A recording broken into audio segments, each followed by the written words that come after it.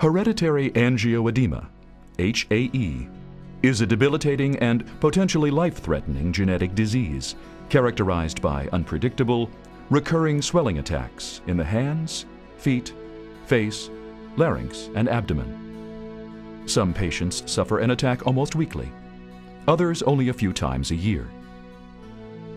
During an HAE attack, swelling may occur both externally and also internally.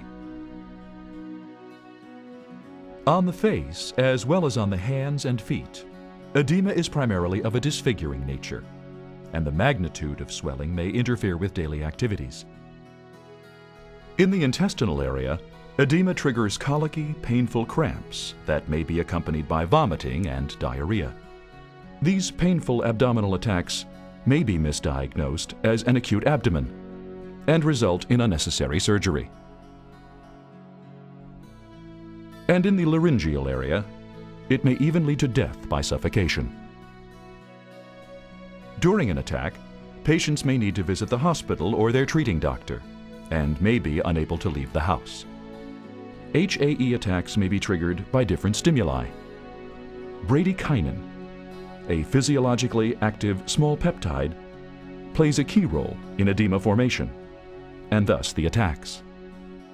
The genetic defect leading to a quantitative or qualitative C1 esterase inhibitor deficiency results in excessive bradykinin formation.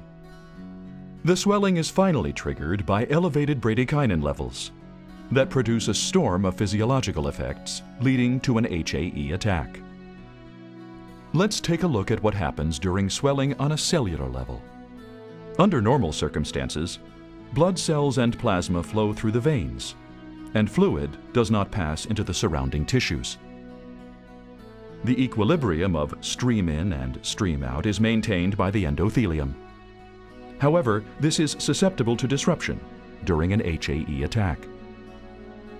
Initially, there is a marked increase in local bradykinin concentration.